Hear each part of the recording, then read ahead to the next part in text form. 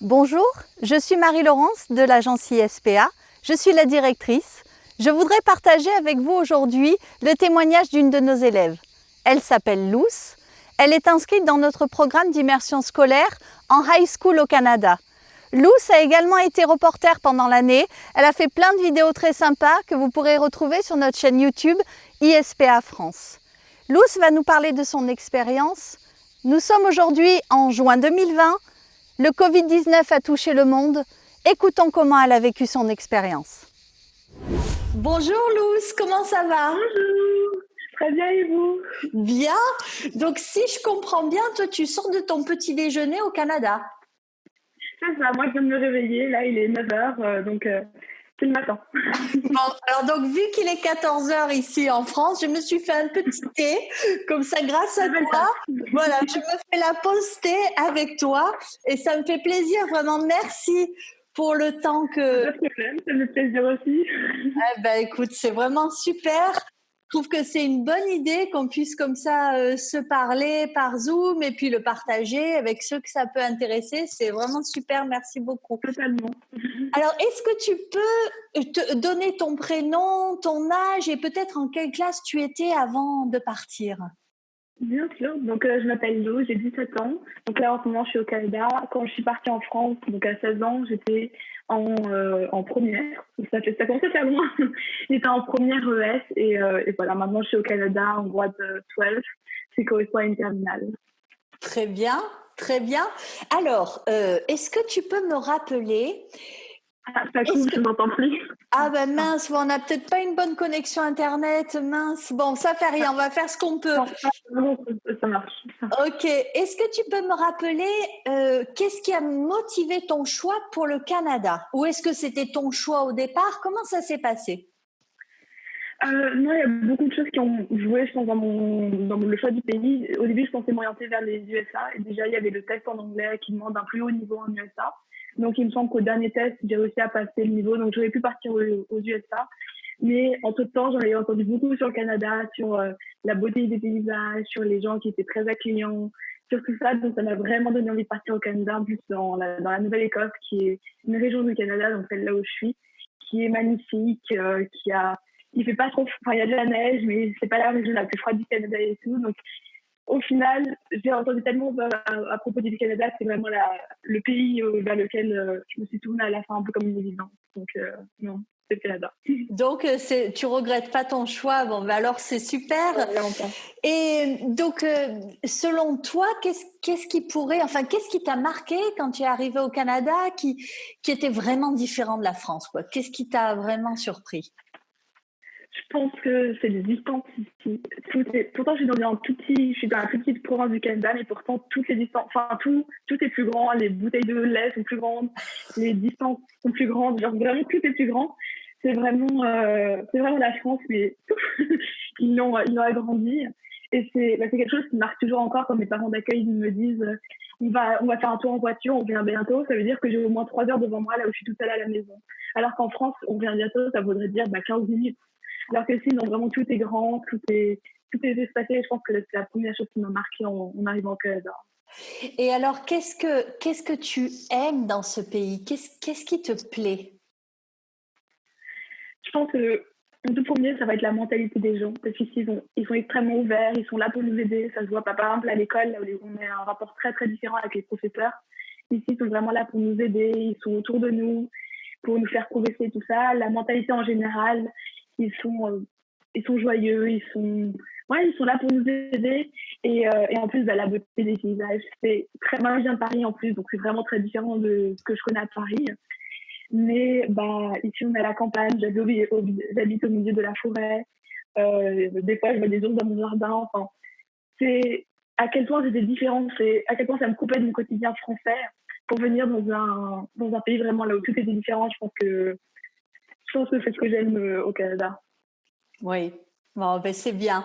Et donc pour ton lycée, alors comment…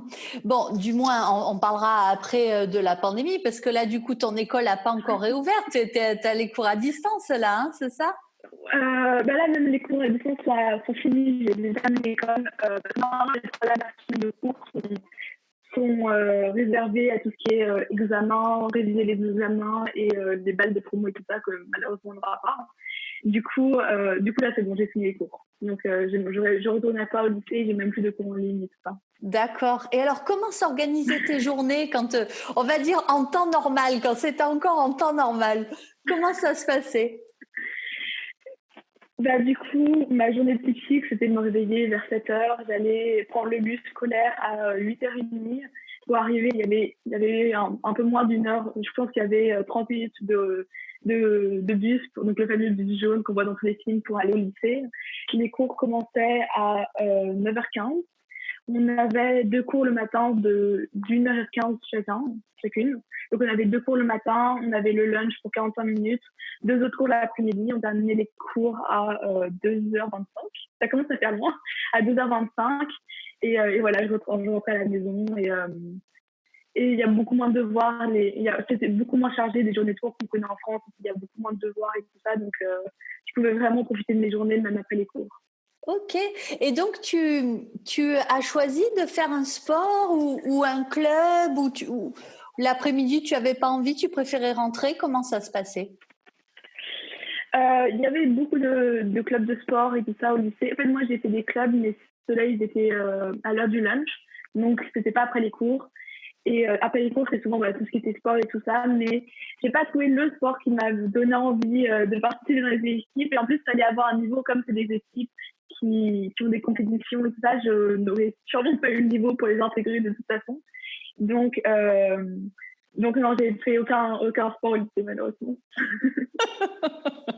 Non, ben écoute, c'est pas obligatoire, hein.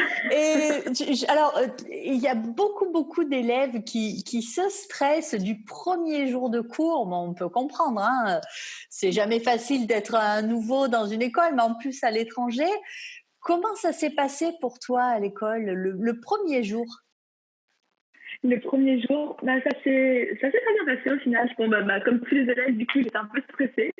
J'avais peur j'étais déjà allée au lycée quelques jours avant pour faire un tour des lieux et tout ça. Donc, je savais à quoi m'attendre au niveau du lycée, où étaient les salles de cours et tout ça. Bon, fallait sauter dedans, ce qui n'était pas gagné. Mais en fait, j'étais très bien encadrée. Il y avait ma correspondante locale qui était là, qui passait les premiers jours au lycée avec nous. Donc, on se sentait vraiment encadré. On avait des ambassadeurs canadiens qui sont là pour nous aider. Et donc, ils m'ont aidé à trouver les salles de cours, ils m'ont aidé si je ne comprenais pas l'emploi du temps et tout ça. Donc, j'ai vraiment été encadrée. Et sinon, ça s'est très bien passé. Je sais pas, tout le monde était vraiment très, très accueillant. Les profs étaient là pour nous aider et tout. Donc, vraiment, ça s'est bien passé. Je m'attendais vraiment à pire. Je m'attendais Oui, à galérer et tout ça. tu te stressais aussi. Voilà. Bon, ben c'est bien. À la question aussi, souvent on a la question, oh là là, mais est-ce que c'est difficile de se faire des amis? Je pense que c'est pas facile, que ça nécessite du temps, de faire des efforts. Comment ça s'est passé pour toi? Tu as pu te faire des amis, que des internationaux, aussi des Canadiens? Comment ça s'est fait? Je pense que mes premiers amis, c'était des étudiants internationaux parce que ils étaient un peu dans la même galère que moi, donc bon, ça rapproche. Donc, et en plus, avec ma correspondante locale, donc on mangeait avec elle, donc avec tous les étudiants internationaux. J'ai une sœur d'accueil donc, qui vient d'Allemagne, qui est avec moi, et on est très vite devenus très proches, donc c'était un peu ma première amie ici. Et l'organisme, du coup, on organise aussi des week-ends là avec les autres étudiants internationaux. Donc, ça ont été vraiment mes premiers amis, les premières personnes avec qui j'ai partagé le début d'expérience. Et très vite, comme j'étais avec aucun d'entre eux dans mes cours, j'ai dû me faire des amis canadiens. Et au final, j'ai eu des deux. Je pense que mes amis les plus proches, c'était ceux qui venaient d'Europe. C'était des personnes qui venaient d'Europe, mais je me suis aussi fait des amis canadiens. Enfin, je pense que j'ai eu un bon mélange entre les deux. J'ai eu un peu de personnes pardon, un peu de personnes qui venaient d'autres pays parce que ils vivaient la même chose que moi, ils avaient les mêmes problèmes que moi, donc effectivement ça rapproche vraiment. Mais en même temps, j'ai quand même découvert la culture, la mentalité des Canadiens avec d'autres amis qui partageaient mes classes, donc j'ai eu les deux. Bon, bah écoute, bravo. c'est très bien. Et donc, est-ce que tu peux me parler peut-être un peu de ta famille d'accueil? Oui, il n'y a pas d'enfants dans la famille d'accueil, il y a deux personnes, donc des jeunes retraités, et ma sœur donc ma sœur d'accueil qui vient d'Allemagne.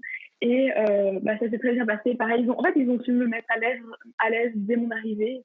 Je me rappelle que le premier jour, ma mère d'accueil m'a dit c'est comme chez toi, c'est chez toi. C'est en tout cas chez toi pour les 10 prochains mois. Donc si tu veux un snack, tu le prends. Fais vraiment comme chez toi, centre libre. Et ça n'a pas loupé, donc je me suis vraiment sentie chez moi. Ils étaient là, pareil, ils étaient là pour, enfin, c'est un peu réverbatif, mais ils étaient vraiment là pour m'aider, pour s'il y avait un problème, ils étaient vraiment attentifs, donc ça s'est très bien passé. Ah c'est bien. Et du coup, tu me disais tout à l'heure, vraiment au Canada, les distances, ça n'a rien à voir avec la France. Toi, du coup, pour te déplacer, comment tu fais? Du coup, au Canada, malheureusement, on n'est pas très indépendant parce que du coup, tout est grand. Donc, pour énormément de choses, il y a besoin de prendre la voiture. Mais par exemple, moi j'habite près d'Halifax, donc c'est la capitale de la Nouvelle-Écosse. Donc pour aller là-bas, par exemple, il y a ma mère d'accueil qui doit me conduire à 10 minutes de la maison, donc aller à la station de bus la plus proche, et puis après je prends le bus et je viens à Halifax. Donc au final, c'est un peu différent qu'en France et tout ça, parce que j'ai besoin de la voiture pour à peu près tout. Mais au final, ça se fait. En plus, j'ai la chance que ma mère d'accueil est toujours à la maison, vu qu'elle est retraitée. Et du coup, généralement, elle peut nous conduire. Si on a besoin, généralement, elle est là pour nous conduire. Donc voilà. Mais c'est vrai que c'est une utilisation de la voiture qui est beaucoup plus fréquente que ce que je connaissais en France, surtout à Paris, là où il y a fait les transports en commun. Mais non, c'est fait. Et donc, pour aller à l'école, comment vous faites? Vous y allez toutes les deux avec ta sœur d'accueil? Ouais, à l'école, du coup, il y a le bus jaune qui nous attend au coin de la rue. Donc là, on a juste à marcher 3 minutes et puis on prend le bus. Il y avait, je crois, 20-30 minutes de bus pour aller à l'école et un peu plus pour rentrer. Et du coup, voilà. Donc ça c'est pas le bus scolaire. Donc le bus scolaire ramasse les élèves au fur et à mesure? C'est pour ça que c'est un peu long, du coup? C'est ça. Le matin, j'étais la dernière, donc ça me laissait le temps de dormir. Et puis du coup, le soir, j'étais la dernière. Donc... Oui, ça te laissait t'endormir éventuellement dans le car. Voilà, On va dire c'est comme dans les films alors. C'est vraiment comme dans les films. Vraiment, que ça soit les paysages, que ça soit l'école, qui est vraiment un peu le cliché nord-américain qu'on peut avoir dans les films. Vraiment, tout ressemblait aux séries et tout. Donc, c'était assez extraordinaire d'être là les premiers jours, surtout les premiers jours. C'est vraiment un beau pays. Et qu'est-ce qui t'a marqué comme fête traditionnelle au Canada depuis que tu es arrivée? Tu en as quelques-unes en mémoire? Ouais, je pense que la première, c'est Halloween, parce que Halloween, c'est pas une fête, je trouve que c'est pas une fête qui est extrêmement développée dans la culture française. Alors, on l'a fête un petit peu, mais c'est plus pour les jeunes âges. Alors qu'ici, c'est vraiment la fête de l'année au Canada. Toutes les maisons sont décorées, il y a des fantômes dans tous les jardins, des plombs. C'est vraiment la fête qui m'a marquée parce que je la connaissais pas aussi bien en France. Et ici, il y a vraiment la culture à côté d'Halloween et tout ça. Donc, c'est la première fête qui m'a vraiment marquée et qui est vraiment très, très importante pour les Canadiens. Et la deuxième, je pense que c'est Christmas, c'est Noël. Là où, pareil, toutes les maisons sont décorées. Enfin, on dirait un film de Noël, c'est super cliché, c'est super. On a fait des maisons par d'épices, on a mangé des cookies, enfin, c'était vraiment comme dans les films. Super. Du coup, tu as fait tes Noëls avec ta famille d'accueil? Tu es restée au Canada pour Noël? Ouais, pourtant, j'ai mon anniversaire et le jour de Noël, donc j'ai quand même décidé de rester, même si c'était 2 fêtes un peu en un. Mais non, en fait, je serais partie 1 an, peut-être que je serais rentrée dans ma famille d'accueil. Je serais partie 2 ans, pardon. Peut-être que je serais rentrée dans ma famille en France.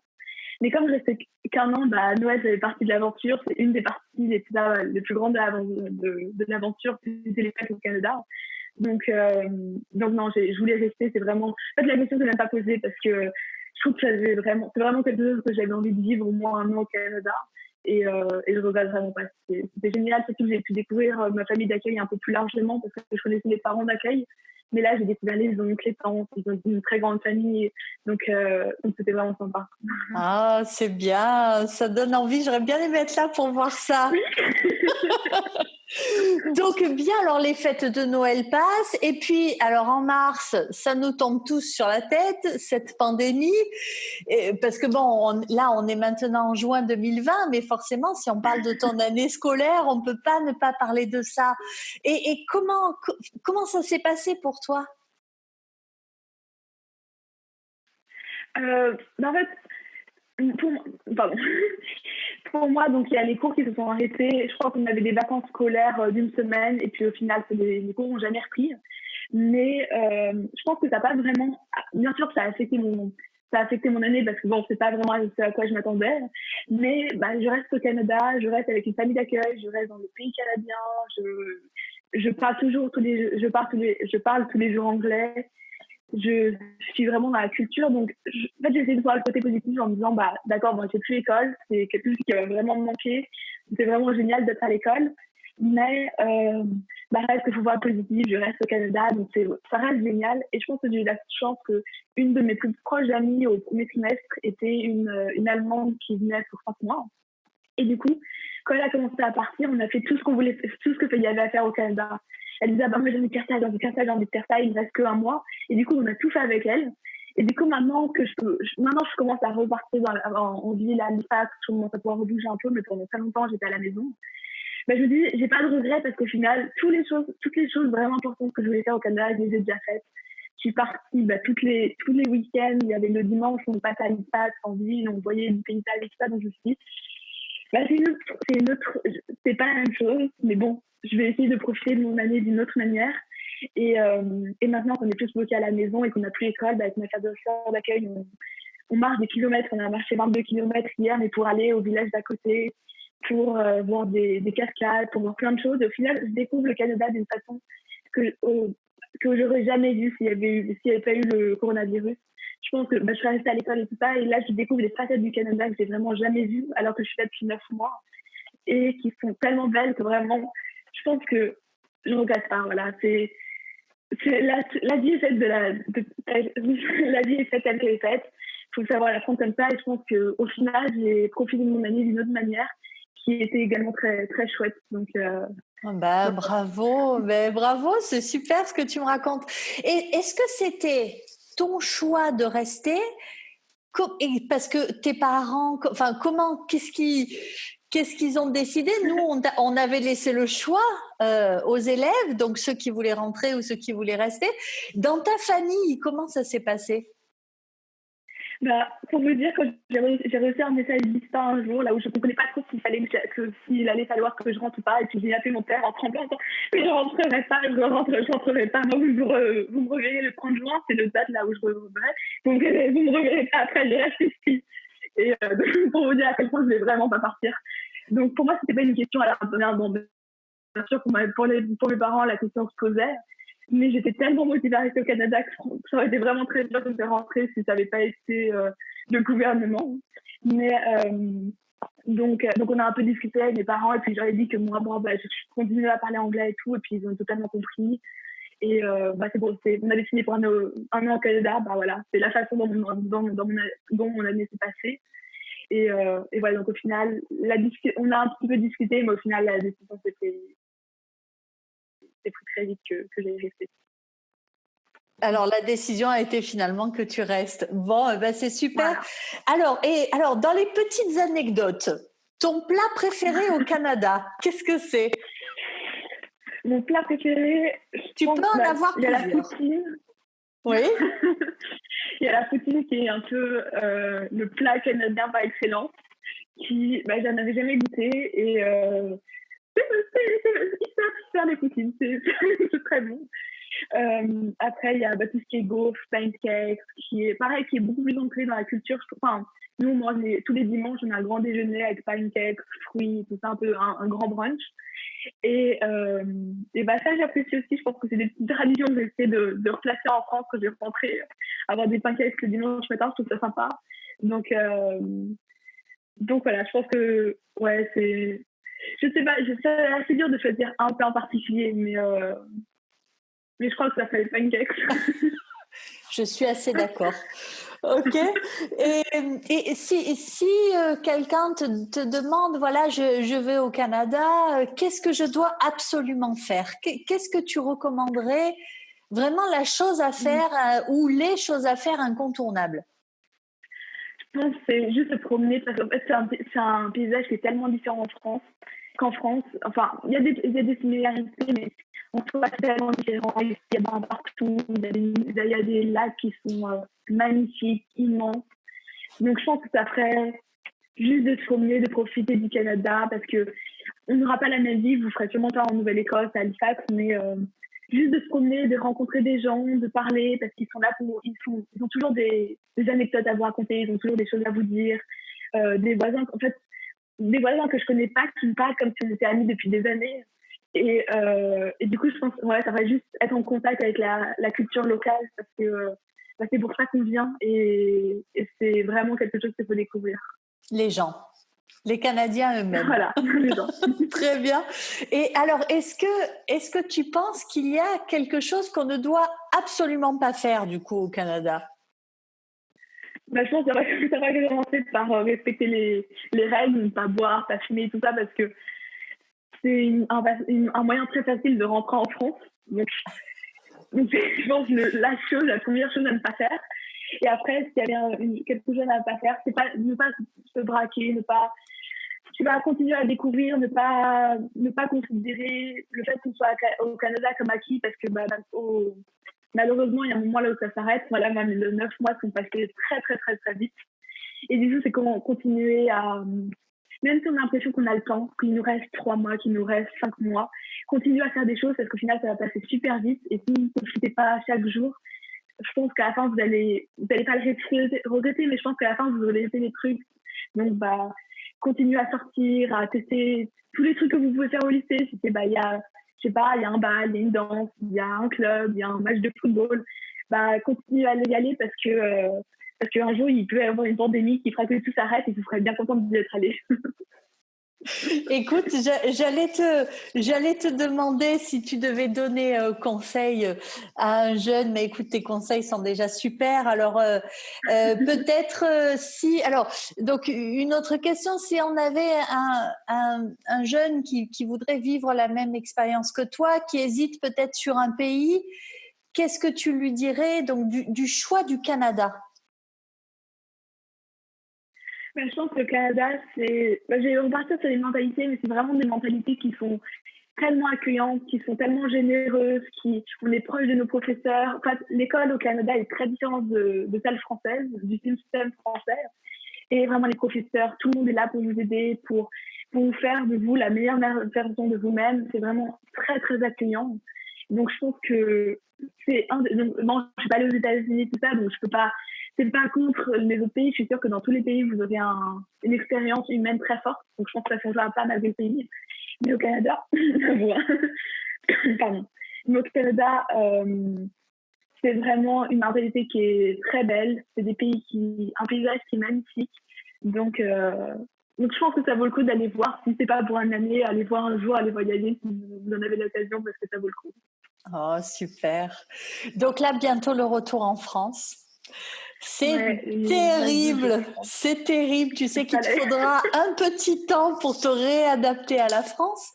Comment tu as gardé bien sûr contact avec tes parents et tu as gardé aussi contact un peu avec tes amis qui sont restés en France? Comment ça s'est passé? Ouais, j'ai essayé, oui, j'ai gardé contact. Surtout mes amis les plus proches, j'ai continué à leur écrire, pas quotidiennement, mais presque. En fait, je pense que si vous avez des amitiés, ça va continuer. Je veux dire, si vous étiez amis avant de partir, il n'y a pas de raison que vous ne soyez pas quand vous reveniez. Donc, bon, en fait, je verrai, je ne suis pas en tout en rentrant que je vais rentrer, que je n'aurai plus du tout d'amis. Ça m'étonnerait.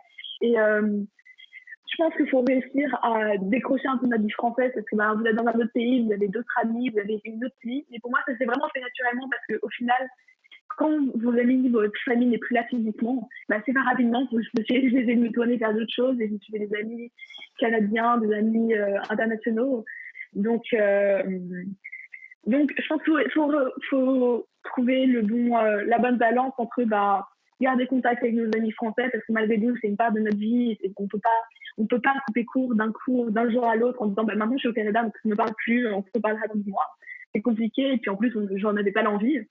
Mais faut quand même continuer à se dire bah, maintenant je suis au Canada, faut que je me fasse des amis au Canada, faut que je développe ma vie au Canada parce que maintenant je pense que je peux dire que bah, j'ai 2 vies. J'ai une vie française, j'ai une vie canadienne et je pense que pas beaucoup de personnes ont l'occasion de dire ça. Et maintenant, j'essaie de balancer comme je peux entre ma vie canadienne, là où j'ai des amis géniaux, que j'ai besoin de devoir quitter, et ma vie française, là où qui est aussi hyper épanouissante, mais qui est un peu mise de côté pour le moment, parce que faut que je profite à fond de ma vie canadienne tant que je reste au Canada. Très bien. Écoute, je vois que tu as eu une année bien remplie. Et est-ce que tu penses que tu as changé? Je pense que j'ai changé. Je pense que j'ai appris beaucoup sur moi, sur la femme que je veux être, sur ma personnalité, les traits de personnalité que j'aime moi ou que je veux changer, les traits de personnalité que j'admire de moi-même, en tout cas que je trouve que admire c'est pas un grand mot, mais que j'apprécie et que je trouve les traits que je me dis ça c'est bien, je pense que j'agis bien dans ces cas-là et ça. Et je pense que j'ai vraiment réfléchi sur la personne que je voulais devenir. J'en ai appris aussi beaucoup sur les autres, sur les parcours qu'ont les gens, sur le fait de pas juger les gens, que tout le monde a des histoires, des passés que tu connais pas, et du coup tu peux pas juger les gens. Donc je pense que ça s'est vraiment fait sur une réflexion un peu personnelle, genre là où j'ai grandi sur moi-même, que j'ai appris sur les autres. Et en plus, je reviens avec un niveau d'anglais. Oui, donc, parfait. Je pense que... J'espère, presque. Donc non, je pense que j'ai appris énormément cette année. Tu as gagné confiance en toi? Je pense, oui. Je pense que j'ai gagné beaucoup de confiance en moi sur plein. C'est assez dur de réaliser comment on a changé ou qu'est-ce qui a changé parce que ça se fait tellement naturellement que c'est dur de le voir. Mais aujourd'hui, après 10 mois au Canada, enfin presque 10 mois au Canada, je vois vraiment que j'ai plus confiance en moi, que je pense que quand je rentre en France, il y a plein de choses qui pouvaient être importantes pour moi avant, qui maintenant me passent vraiment au-dessus, sur lesquelles je suis bien plus détendue. Et donc, je pense que ça m'a un peu... J'étais pas... quand je suis venue, j'étais pas... j'avais pas plein de tourments et tout ça, mais je pense que ça m'a apaisée, alors que j'étais déjà pas mal apaisée quand je suis venue, je pense. Et maintenant, je me sens vraiment... je sais pas, vraiment complète, vraiment bien. C'est passionnant. En tout cas, merci de ce partage. Pas de problème. C'est un super moment avec toi. Je te souhaite un bon retour parce que je sais qu'il reste plus qu'une dizaine de jours. Profite de tout. Et puis, merci beaucoup. Je vais essayer, merci. Merci beaucoup, à bientôt. À bientôt. J'espère que son témoignage vous a intéressé. Luce, si tu m'écoutes, merci pour ce beau partage. C'était très sympa de parler avec toi. Si vous avez envie de vivre la même expérience qu'elle, contactez-nous.